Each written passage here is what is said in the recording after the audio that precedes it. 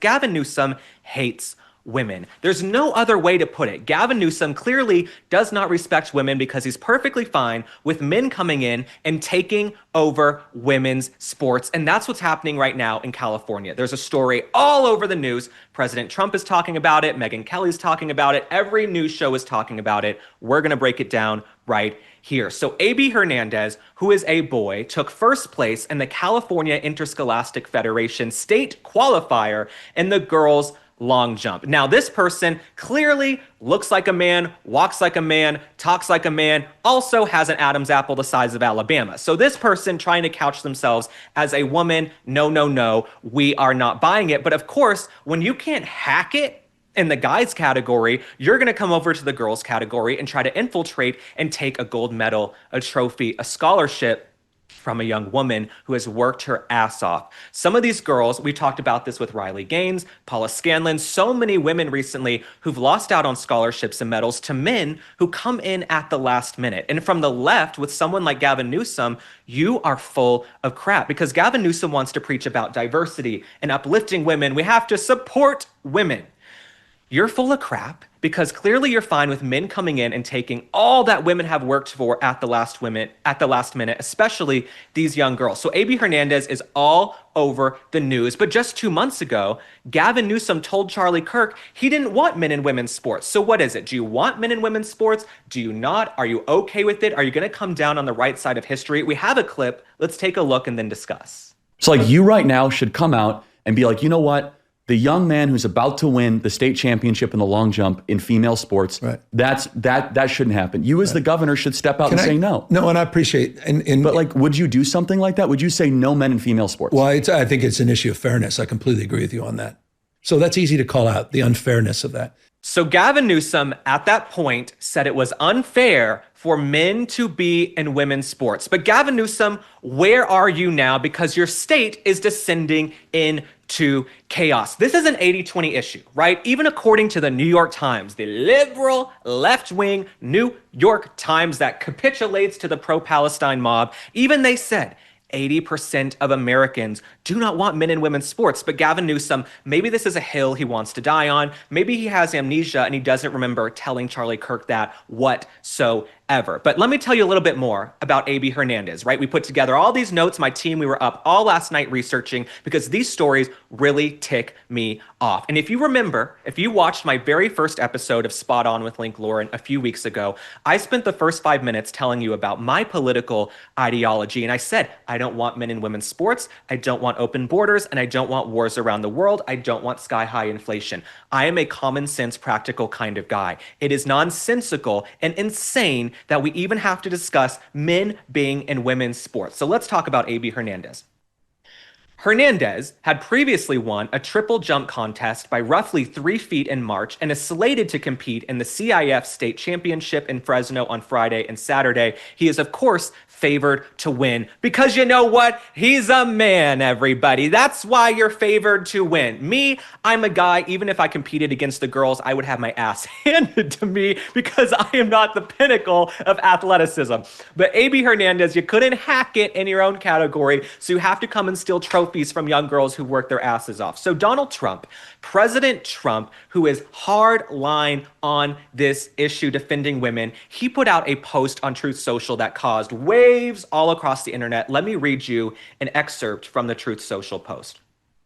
President Trump said, "This is not fair and totally demeaning to women and girls.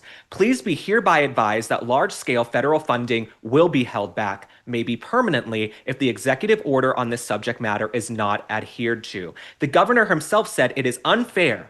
I will speak to him today to find out which way he wants to go. In the meantime, I am ordering local authorities, if necessary, to not allow the transitioned person to compete in the state finals, AB Hernandez. This is a totally ridiculous situation. I couldn't agree more.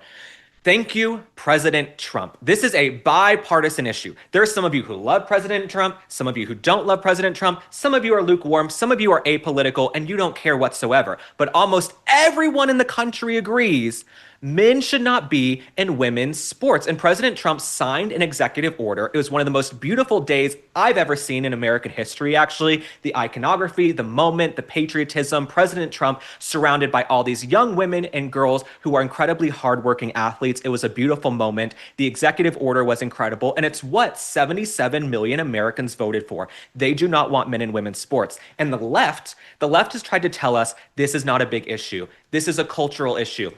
This barely ever happens. Well, let me tell the Democrat Party this. If it barely ever happens, how come every single week I'm reading about a new guy coming into women's sports and taking a trophy or a championship? This is absolutely BS. Stop telling me this is a rare occurrence. It's so rare. It never happens. Well, it happens all the damn time. Every single day I'm seeing a new story, right? Girls are getting hurt. We can talk about Peyton McNabb. We can talk about girls losing out on scholarships who worked so hard and wanted to get out of their towns and go to college, and they lost to a man. Disgusting. It's absolutely disgusting. So thank you, President Trump. And we should all be thanking him for coming down on the side of women. And they've tried to paint President Trump as this womanizer. He's a misogynist. He's not going to protect women. The left is going to protect women. Well, how come he's the one signing the executive order to protect women? How come he's the one securing the border to keep illegal migrants off of our street who rape, maim, and murder young girls like Laken Riley and Jocelyn Ngari? President Trump is the one doing that. The left has nothing to offer women. The left, let me just tell you right now, the folks on the left have nothing to offer women in this country. They want to talk about Roe v. Wade, and abortion is all they think about when it comes to women's rights. You know what helps women? Not having men in their locker rooms or on their sports teams. You know what helps women? Having a secure border where rapists aren't flooding the country. That's what helps women. So the left, Gavin Newsom, go back to the drawing board. I don't know what you're doing. You're absolutely insane that you're allowing men to come in and compete against women. If you want to run in 2028, good freaking luck. But let's talk about Reese Hogan, right? So Reese Hogan is the person who is having to compete against AB Hernandez. Reese is a young woman, a girl. Reese set the personal record and a school record in the triple jump, yet came in second at this finals competition because first place was stolen by AB Hernandez. This is a miscarriage of justice. It's a total injustice that young girls who work hard are having trophies and first place medals taken from them by men. Men who look like men who should not be competing against them. And everybody who thinks this is okay, you're also disgusting. So President Trump says he's going to have a call with Governor Gavin Newsom. By the time you listen to this, maybe they'll have had the call. There's no reporting on it yet, but I hope the two men can have a meeting of the minds. I hope President Trump delivers a smackdown to slippery, slimy Gavin Newsom. Now let's talk about the character of Gavin Newsom, because we also compiled some research on that. I have my PhD in Gavin Newsomology. I have met Gavin Newsom, and let me tell you, he loosely resembles a vampire from Twilight or the show True Blood. I don't know. The guy might be 1,000 years old. Maybe he was there when John Wilkes Booth shot Lincoln. Gavin Newsom, maybe he's not aging, but I also have to say this. The fact that he won't defend women tells me maybe the hair gel is seeping in. Maybe it's the hair gel and the whitening strips, all that toxicity. Maybe it's really just getting into a skull. But then again, who am I to talk, right? But if you can't defend women, then I question you as a man. If Gavin Newsom won't defend women, where are your balls? Where's your masculinity? You're fine with a man coming in and beating up on young girls and taking their trophies. Who are you, Gavin Newsom? You have daughters. I have a hard time believing that you would be okay with your daughters competing against men. But this is what the Democrats did with Abrego Garcia. Y'all don't want MS-13 gang members moving in next to you. You don't want them taking over your apartment complexes, but you want to put up a fight, right? You want to die on these ridiculous, liberal, woke hills. So Gavin Newsom, no one should take you seriously. I dare you to come on camera and say you are fine with men being in your daughter's locker rooms. I have a hard time believing you would be okay with that. But this is a man.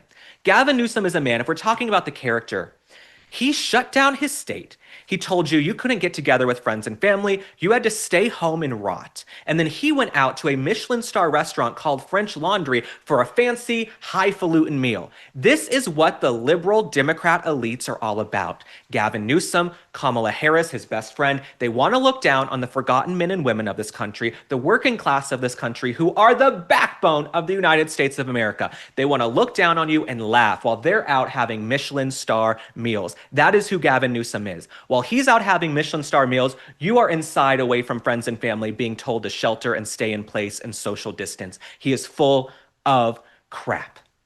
This is also someone who sat down to do a liberal podcast at the height of the fires. As his state was burning to the ground, the man's state was going down in a blaze of glory, up in flames, kind of like his career. He decided, I'm going to go sit down with these liberal shills from Pod Save America. This is actually my priority. I'm going to go do a podcast right now. No, the time to do podcast was during the actual election. It was the podcast election. While your state is burning to the freaking ground, it's not the time to go do a liberal podcast. Also, you have the liberals in your back pocket. Why do you need to sit down and preach to the choir? You should be trying to reach conservatives and people who maybe aren't huge fans of yours, Gavin Newsom, but no one takes you seriously. Now, last but not least, because we can do a whole deep dive on his character down the line. This is also someone who I've heard for years has a drinking problem, right? Kamala Harris, everybody knows that woman is a belligerent drunk, okay? Like I always say, Kamala Harris is lazy. The only thing that works hard on her is her liver, okay?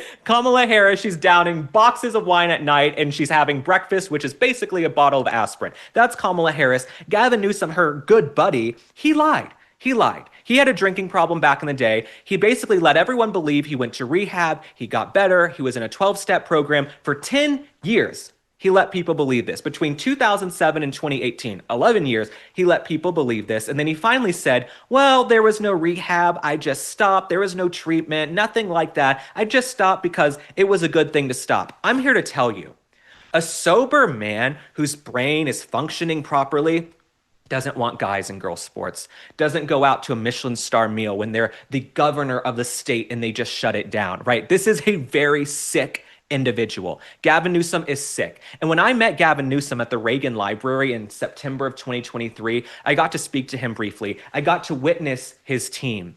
Gavin Newsom's team is full of a bunch of slimy little gays, little bitchy queens, okay? I can't stand them. That is who works for Gavin Newsom. You should not want this man anywhere near the nuclear codes, anywhere near the Oval Office. I judge politicians on their record, on their actions, on the things they say, but I also like to get to know their teams and spend time with their staffs. And when their staff is disgusting and they're feckless cowards and they're little bitchy, nasty queens, I don't want them anywhere near the Oval Office. So if I don't like your staff, I don't want you being president. When I look at President Trump, he's got a great staff. He's got Caroline Levitt, he's got Stephen Chung, he's got all these people who've been with him for years, who are loyal, who are patriots, who love the country. And I'm sure there are Democrats who have great staffs too. Gavin Newsom is just not one of them. When I've been around his team, they're gross. They're absolutely gross. So Gavin Newsom, we wish you well.